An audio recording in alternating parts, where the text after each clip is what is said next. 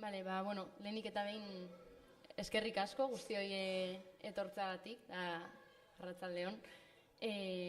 Gurekin gaur Leire Ugadi daukagu, bere lehenengo poesia liburua argitaratu du berriki elkar argitaletxearekin, simulakro bat, eta pizkatxo bat aurren inguruan hitz egitera, eta poema batzuk ere errezitatzera.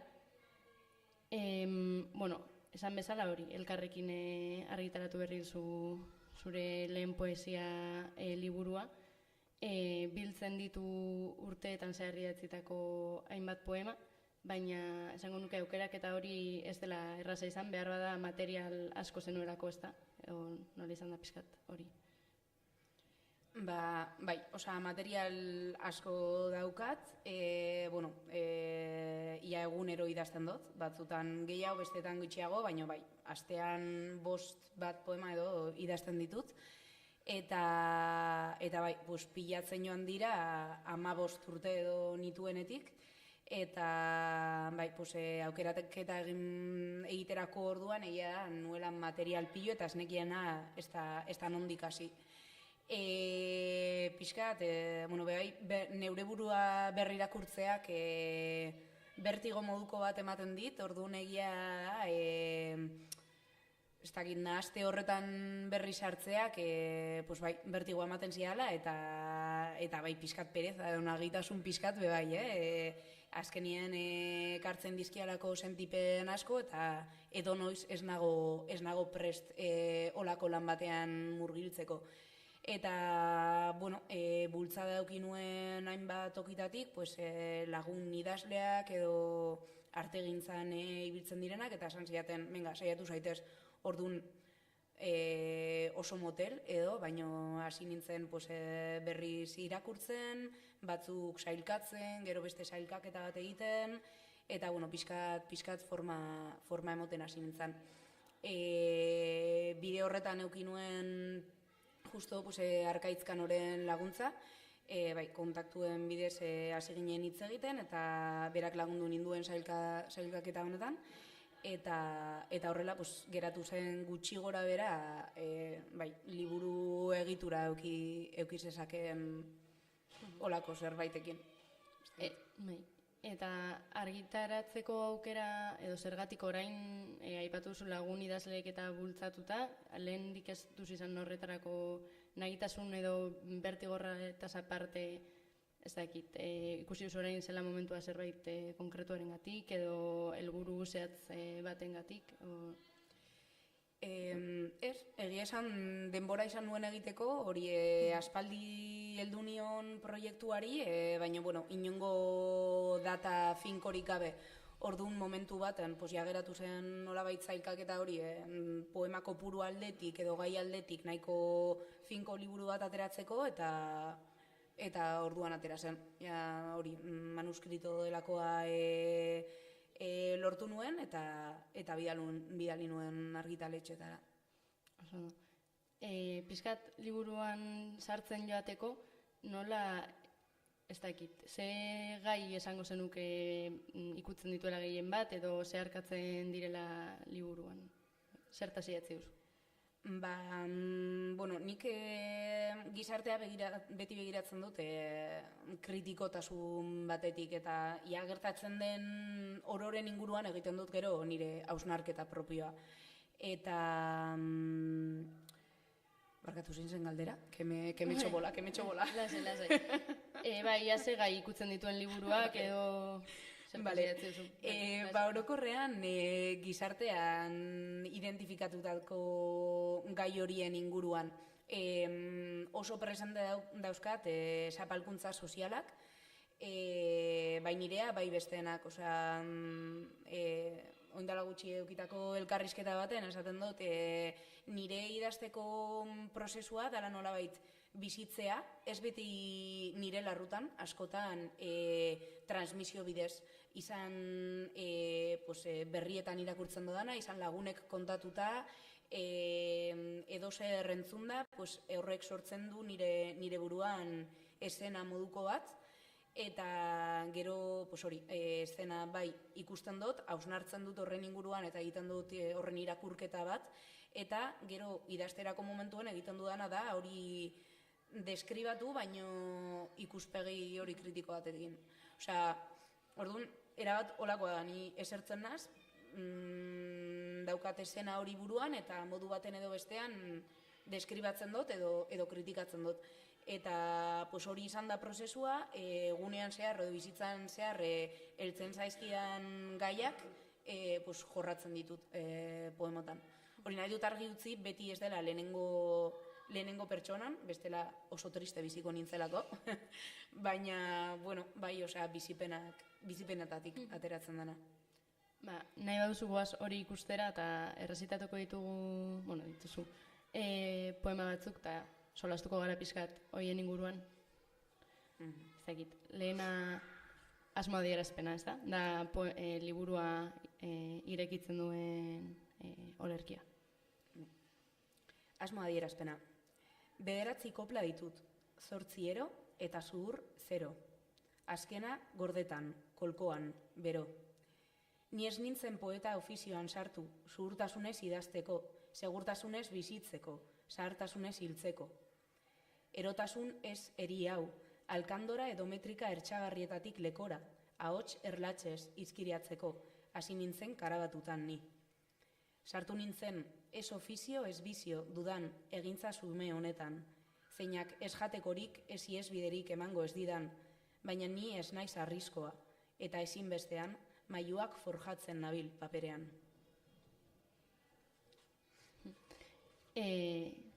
Uste dut, izenburuak ez duela zalantza izpirik usten, ez? Eta proklamu bat da asmo adierazpena guztiz, ez dakit, nondik edo... Bai, barkatu. Bueno, inspiratu nintzen, lehenengo aldiz irakurri nuenetik, Patxiristiren poemetan asko sartu nintzen, Gabriel Arestiren barkatu, ez dakit. Bueno, Gabriel Arestiren poemetan pilo sartu nintzen, bai tematikagatik, bai bere formatuagatik, uste dut oso formatu askea dela, gero metafora batzuei oso, ez dakit, oso modu egonkorrean heltzen diela, eta ez dakit, berak azaldutako hortatik estena pilo sortzen ziren nire buruan. Orduan bizkat, ari omenaldi bat eginez edo, struktura ez dakit, irakurri baduzuen, badago bere poemen kutsu handi bat poema hontan. Eta gero, ez dakit, azpimarratuko nuke, ez nintzela hontan sartu ezer ateratzeko, osea, batez ere ekonomikoki edo izenez bez ezer ateratzeko, bakit ez dudala hortatik jango eta ni ez nago askatzen idazteak, da besterik gabe, zer egiten dudan nik poesiarekin eta nola erabiltzen dudan. Uste dut dela teknika bat gauzak adierazteko, eta beste batzuk diskurtsoa edo beste arte mota edo beren egunerokoa adierazteko erabiltzen duten moduan, nire kasuan poesiaren bidez topatzen dut adierazpen hori.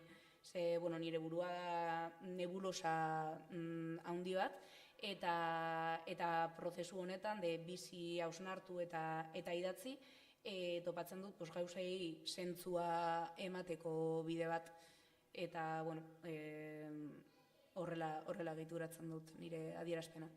Bai, poesiaren mailutasuna edo aipatzen dugu Arestik, ez? Poesia mailu bat da, eta zuk ere mailua da ere zuretzat, ez? Zentzu horretan beste bideak izan daitezkeen bezala. Bai, osea, uste dut hori teknika baten moduan tresna bat bebai bada eta erabiltzeko modu asko daude, osea, batzuk izango da haien burua ustutzeko, beste batzuena beste gauzak aldarrikatzeko, nire kasuan hori da ematen diodan erabilera, dela, bai, aldarriak egitea edo gauzak nolabait ikuspegi kritiko honekin adieraztea, bai. Bale, ondo iruditzen bazaizu, urrengo batera? Bai. arraildurak, nahituko da hau. Piskat, harriaren metaforatik tiratzen, baino buelta bat ematen. Arraildurak. Ez naiz arriskoa, baina ukitu utxez, arraildu nazakezu. Pitzaduratik maite mina darit. Arriskoa ez naizen arren, jakizu igatu egiten naizela, zure baiesko eta eseskoen maldan behera. Arriskoa izango banintz, arrakalatu egingo nintzateke, zure falta egote temperatura aldako honekin. Ez dut nahi arriskoa izan. Zurruntasunak ez lidake utziko zure atzetan uskurtzen, zure hitzekin biguntzen.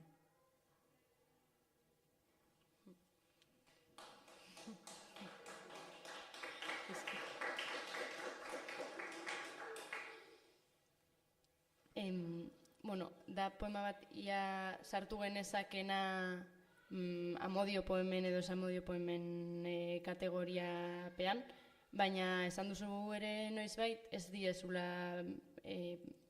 pertsonei nolabait idazten, baizik eta egoerei, ez da? Nola da hori? Bai, esango nuke inork ez duela pertsonarik topatuko poemen atzean.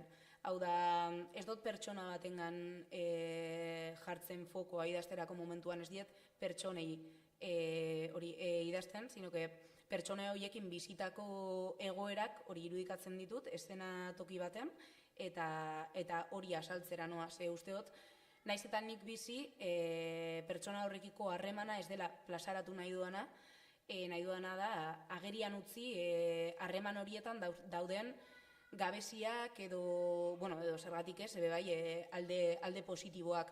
Orduan nahiko nuke poemotan jendeak aurkitu ahal izatea bai beren burua. Osa, imaginatu bi pertsonan arteko poema bat bada nolabait, izatea bi monigote, total, eta pertsona bakoitza jarri ahal izatea alde batean edo bestean.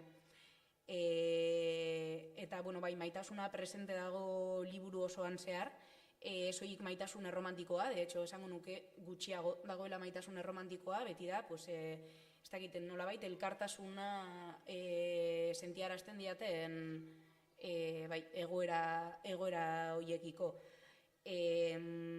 Orduan, bai, maitasuna espreski lantzen duten poemek, bai besteek maitasuna daukatez, besteek bebai badira, nolabait, maitasuna hiltzen duten edo oztopatzen duten gai hoiekiko aldarri bat, osea, gai horren kontrako aldarri bat. Orduan, muinean beti dago maitasuna, hori, modu anitzetan ulertuta maitasuna, eta hori izango da, bai horren aldekoa, bai horren kontra doazen kontrakoa. Ez dakit, bai. Niri harreta ditzen dit, hasieratik ari zara aipatzen eszena horiek irudikatzen dituzula, imaginatzen zaitut, hori, mailan edo paperaren aurrean eserita, eta eszena bat, pelikula bateko bezalakoa imaginatzen zu, irudiak edo horrek deitzen hau pixkate harreta ez dakit. Bai, eske totalmente horrela, ni esertzen naz, normalean, begiak itxido ez, baina esaten dut, orain hemen nago.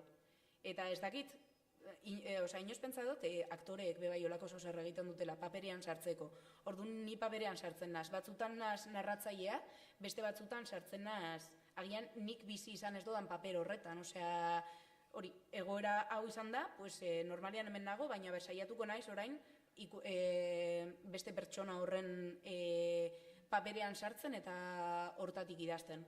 Eta bai, ez dakit, uste dut txikitatik egin dudala pelikulen dialogoak eta abarrak asmatzeana, ni joaten nintzen ohera eta banekian ez zela lo egiteko. Gitxienez, lehenengo ordu erdia egoten nintzen eszenak asmatzen. Baina beti, esan alo, que guai, noa ia zer asmatzen duen gaur horrela, literalmente. Eta, poemen bidez egiten dudana da, eszena hori, bai, azaldu edo paperean sartu, eta bale, zer sentituko nuke hemen egonda, edo hori lagun batek kontatu dialako, edo hori berrietan ikusten ditudan testigantzak, edo dana alakoa, jartzen azor, eta saiatzen azaltzen hortik. Zuretzat oso bisuala den zerbait, letretan plasmatzen. Bai, de hecho, ez dut esango zein, baino ia poema guztiek nire buruan badaukate eszenatoki bat. baina hori beste gai bat da. Ez dakit, beste batera pasako gara, beste bat errezitatzera. Pertenentzia. Hau motza. Ni ez naiz hemengoa, ni ez naiz hangoa, ni ez naiz inongoa, ni gure artean naiz.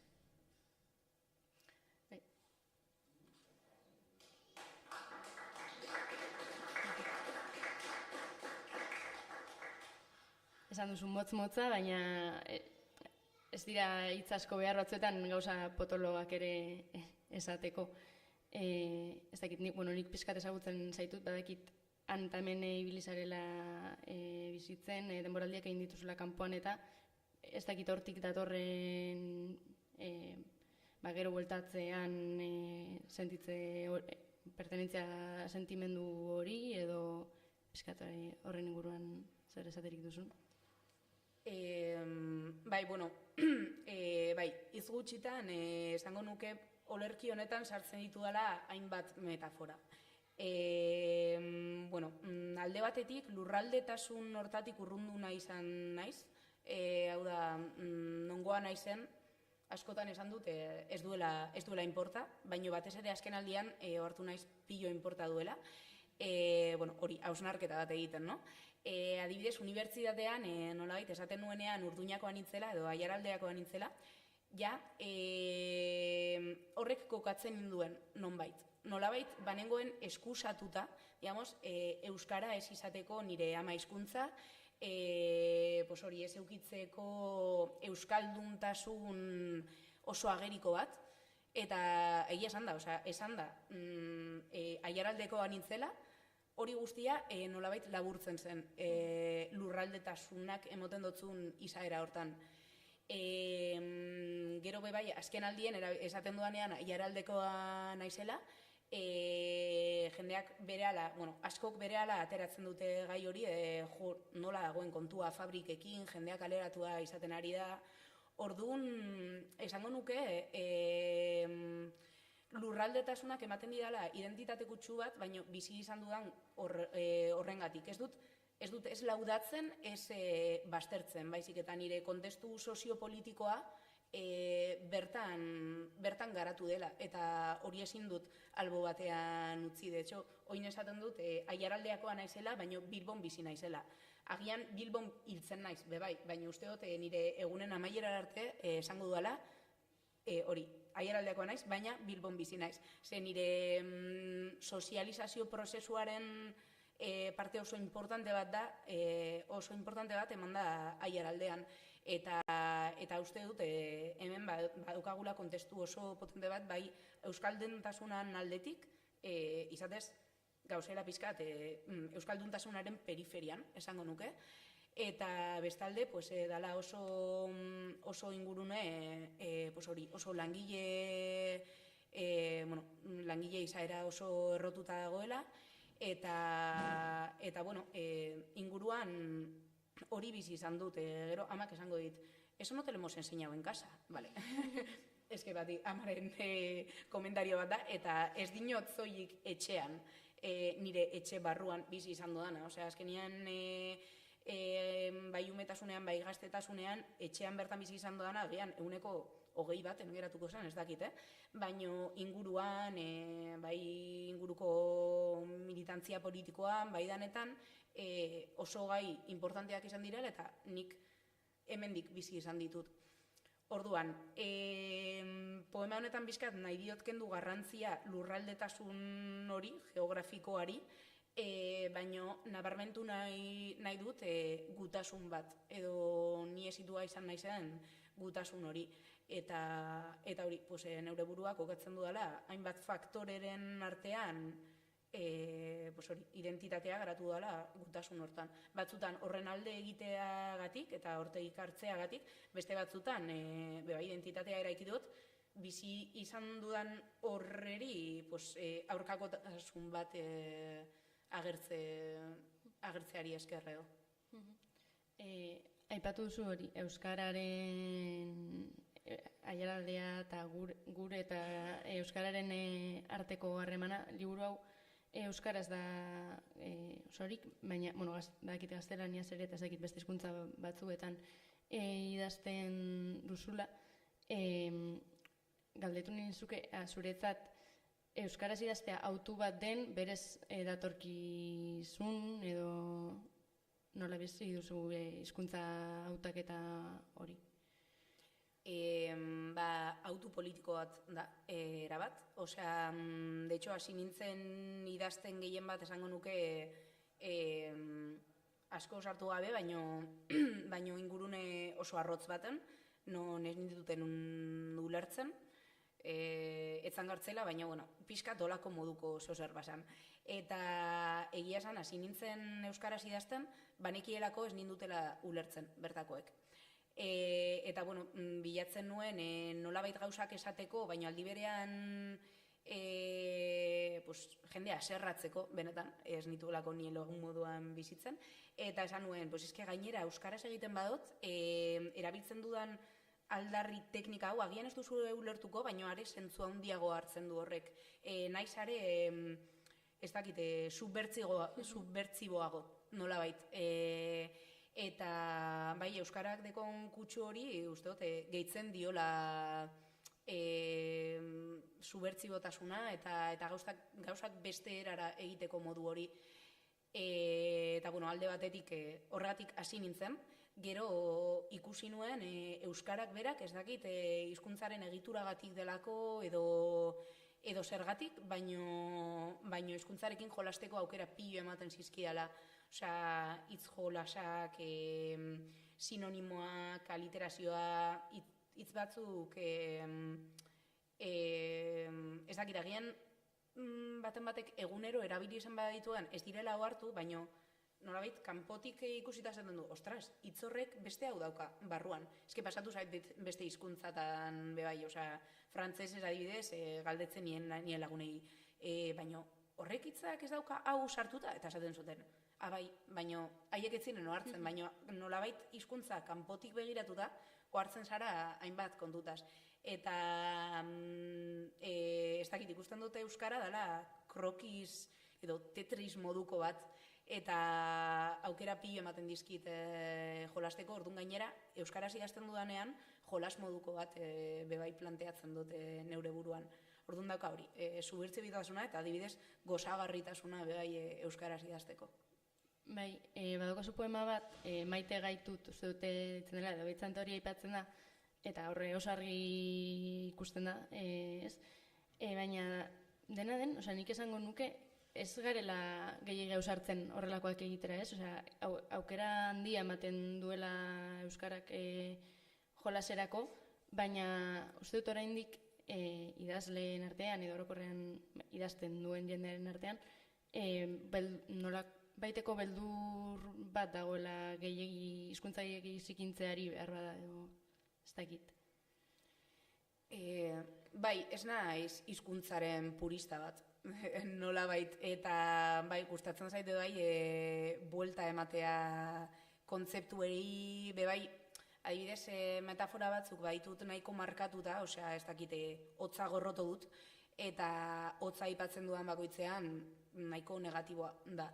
Baina beste batzuekin gustatzen zait aldatzea, osea, adibidez, harriaren metaforarekin, berarekin, gustatzen zait erabiltzea batzutan babes edo indar moduan, beste batzutan zurruntasun negatibo bat, nolabait, ez dakit hortik zijoan galdera, baina... Bai, hortik eta gero,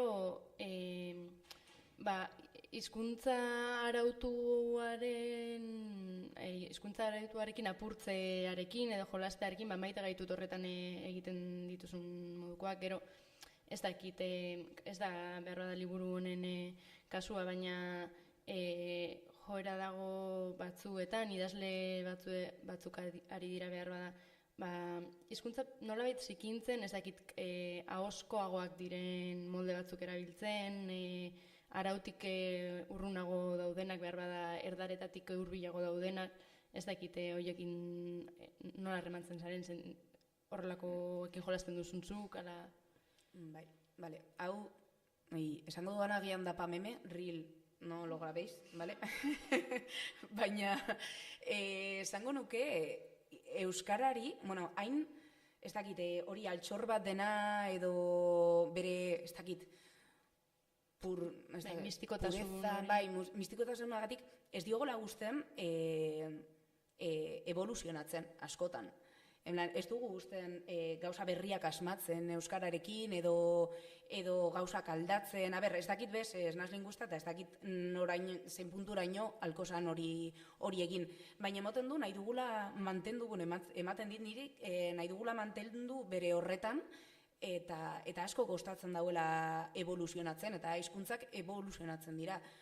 Aurrera egiten dute, aldatzen dira, traizio egin gabe, uste dut hizkuntzari badeukolako bere instituzio bat da, hizkuntza, bera, zentzu honean. Baina bai, sentitzen dut askotan, dagoela pizkat mugatuta. Hau da existitzen dana, hau da hiztegia, hauek dira egiturak, eta hori ez baduzu errespetatzen, ari zara, hori nolabait zikintzen. Eta hori, beti errespetu osoz, baina uste dut, bebai batez ere, idazleok edo artegintzan gabitzanok hori tresna moduan erabiltzen uste dut alko beharko genukela horreri bizkat buelta mon eta modu ezberdinetan erabili batzutan. Bai, hori hitz berriak asmatu, agian ez hiztegian sartzeko, baina bai erabiltzeko eta zentzu bat emateko. Bai, uste dut horren esaten duzunaren arira hori, ez arautzeko, baizik eta momentu batzuetan uste dut behar dugula gauza adierazkorrak esan eta adierazkortasuna askotan hor dagoena, ez? Arautik kanpo dagoenean adierazkortasuna, horretarako behintzat erabili alizatea. Bai, ez da beha, edo, bueno, elkarrizketa luzea izan ditike. Ez dakit, azkenengo bate irakurriko dugu eta... Bai, bueno, agien ja ipatu dozula, irakurriko dute maite gaitut. Bai. Bai, ez dakit zein horretan.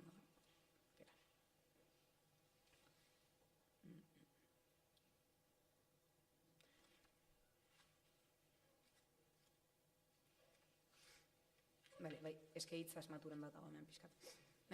Maite gaitut. Nik gu maite gaitut. Hitzek emandako legeen gainetik. Maite gaitut nik gu. Eta edozein hizkuntza nuke asmatuko, guri esateko, mesedez, elkarrekin izaten jarraitzeko.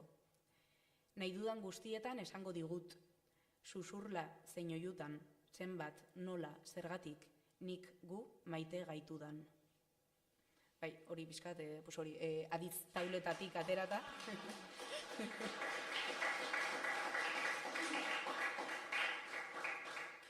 Bai, saltatu ditut Euskaltzaindian aditz taulak, basikamente. Eta, bueno, pues, ya está. Vale, bai, ez dakit, ez deren bat hori, nire luakia, bai, bukatzen jateko. Nire luakia. Desertzioak limurtzen banau, bake faltsuz. Itxu, erabakitzen badut, bizia sorroratu eta alde egitea, behin betiko alde egin, zainduko duzu nire luakia, sabartu ez dadin.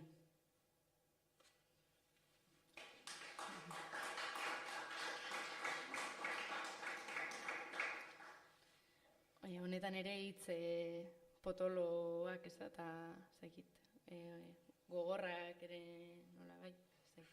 Bai, bueno, bai, lubakia da trintxera, eske agian jarraitzeko aria.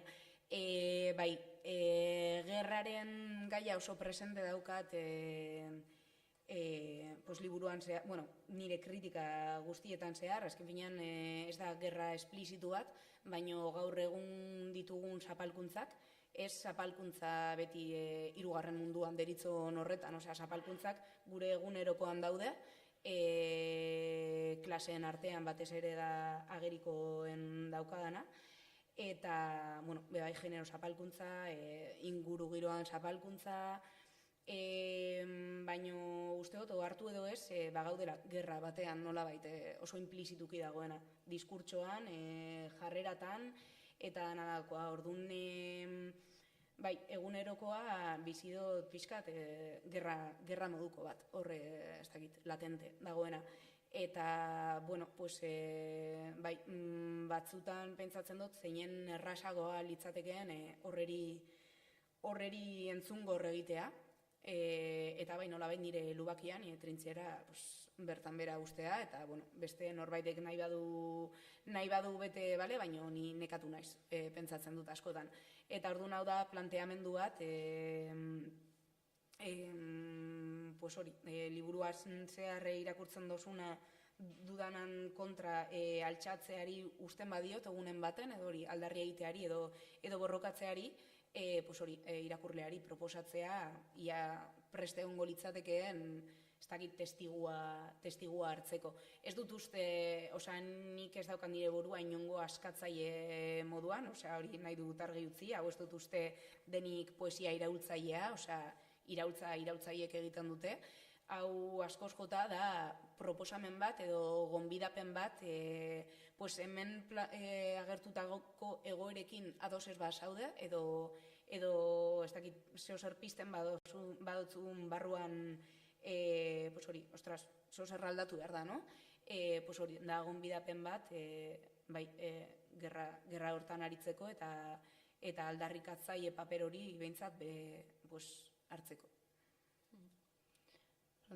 Bueno, ez da egite, zango nuke nahiko pilula, liburuaren nahiko pilula potenteak eta interesgarriak bildu ditugula, trailer nahiko osatua edo egin dugula, ez da egit zerbait utzi duzun esateko, nahiko zenuken beste zerbait gehitu, ez dara? Bueno, esateko asko eta eserrez aldi berean, osea, eske tiratzen banauzu, nago hemen aste bete, uste dut hori olerki bakoitzaren atzean badagoela gogoeta bat, osea, ez litzaidak gustatuko jendeak irakurtzea horrela. Pues hori, uste dut badagoela mamia eta ongietorriak bai feedbacka, bai asko gustatzen zait norbaitek ateratzen dianean olerkiren bat eta esaten dianean, oie, eta honekin zer nahi duzu esan, edo nik badaukat zeu zer eranzteko, edo kontrara egiteko behai, beti errespetuz eta ez harriak botatzen, esertzen gara, kafe batekin. Baina, bueno, bai, eske esan bezala, jarraitzen dut egunero idazten, egunero gauza berriak kartzen, edo adigian ez gauza berriak, baina bai modu berrietan, metafora berriekin, edo agian esara identifikatu metafora batekin, baina beste bat erabilikot ia horrekin identifikatzen zaren. Eta bueno, bai, jarraitzen du, bai, esatea jarraitzen duela, osea, eguneratuen dudan edukia da sare sozialetan, kostatu zitzaidan, irekitzea, bueno, kostatu, bai, gaur egun nahiko aktiboa naiz sare sozialetan, baina egia esan ireki nuen Instagrama, dala publikatzen dudan tokia, nengoelako blog bat irakurtzeko eta esan ziaten, leire, gaur egun inork ez du blog bat irakurtzen. Eta egia esan Instagramak ematen dizu aukera hori, argazki bat igotzeko, asko gustatzen da dela bebai argazki egintza, eta azpian literalmente nahi dudan idazteko. Eta orduan, pues, hori agian elkarrizketa honetatik bihar badago poema bat argitaratuta. Pues porque inspiratzen hau egoerak eta listo. Baina, bueno, hori, agian poema horretan naiz erdiko lorontzia, estenatoki erdien, ez dakit. Baina, bueno, hori, eske esatekoak egunero ditut, eta bueno, pues, jarraiteko irakurtzen, edo nik jarraituko idazten, ez dakit beste libururik ongo dan. Baina behintzat materiala badago eta nire buruak horrela funtzionatzen jarraitzen dauen bitartean egongo da zer irakurri hortik. Eta gero, hori aurkeztu duzu aurreko astean, okerrez banago, ofizialki esango gu, orain hemen eskualdean lehenengo aldiz eta bestela aurkezpen ofizialetik aparte ere bai, pentsatuta daukazu beste nonbait aurkeztea, ez dakit formatu honetan elkarrizketa formatuan edo errezital, mikroireki, ez dakit daukasun zerbait aurrera begiraia itzita, gustatuko litzaizuken?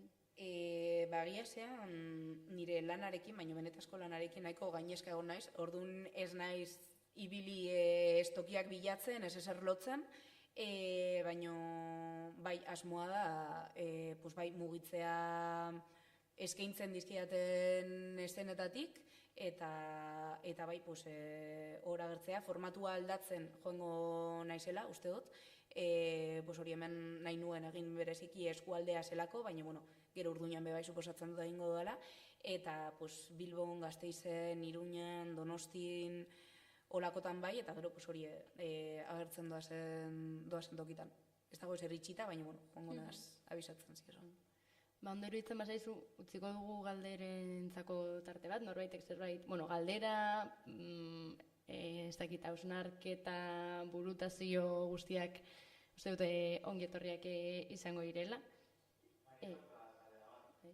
Bota. Badago arrazoirik bat, lehenengo eta azken poema lehenengoa eta azkena izateko?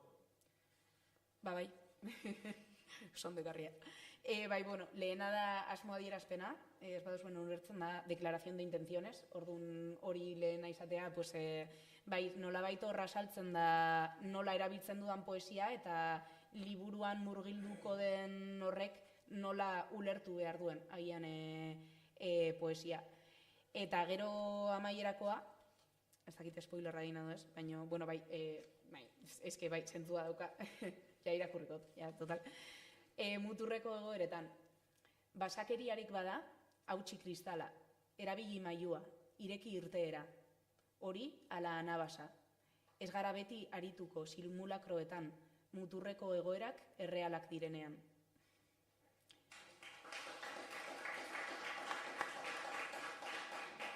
Eta, bai, bueno, ez dakit denok ulertzen duzuen, baina, bueno, dator pixkat iratzen basakeria da, nola da gazteleraz? Barbarie. Barbarie.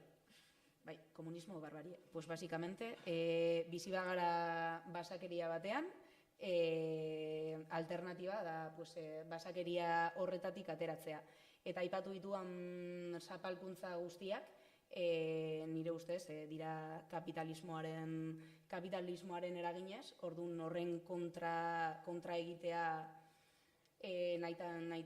nahi eskoa da, eta eske alternatiba da hori, basakeria edo egungo anabasa ondo antolatu honetan bizitzea.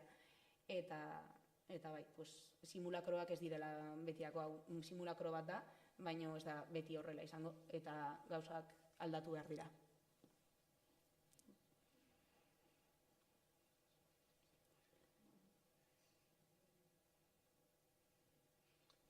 Ez dakit, beste zerbait aipatu nahi bauzue, bestela...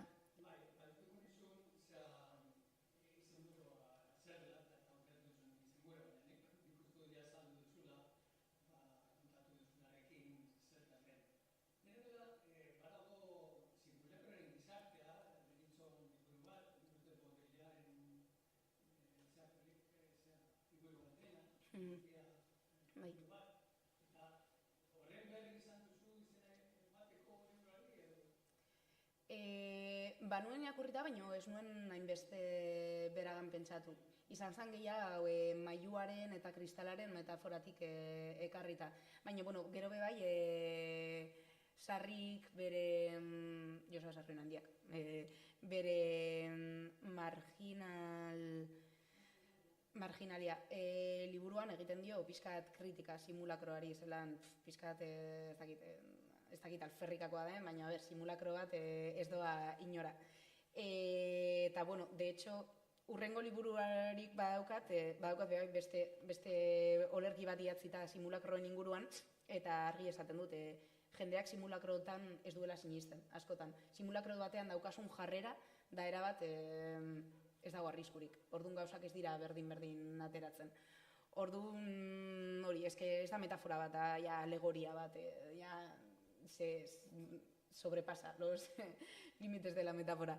Eta, bueno, bai, horren inguruan daukat. Osea, simulakro bat badan be, ez doia inora. Eta, bueno, esan dudan moduan, ni ez nator inorra askatzen, ez errata proposamen bat, ez dakit argibiderik edo, bueno, bai, nolabait irizpide batzuk nondik uste dudan tiratu behar dugula, nondik ez, baina hori, geratzen da simulakro baten, besterik gabe.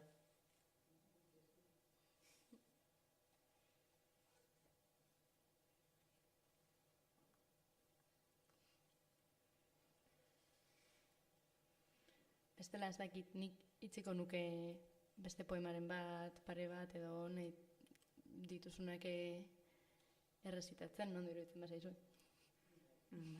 Bale, pare bat egin gotez, eta listo. Utsuneak konpainia. Zorotzat hartzen haute arrotzek, absentziari zuzentzen natzaionean, bakarrik ari naizelakoan. Jakingo balute nire alboan, zeinen toki handia hartzen duen, zeinen argi ikusten dudan, zeinen usain berezia duen, zeinen esti hitz egiten didan, zeinen estu besarkatzen nauen, zeinen ongi ordezkatzen zaituen. Bakarti esaten dit, utsuneak konpainia bilakatzeko gai ez denak.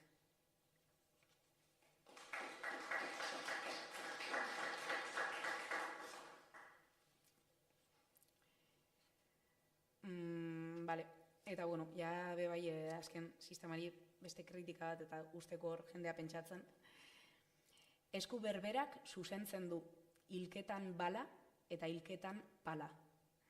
Erailtzen egia, eriotza ehortzia ala.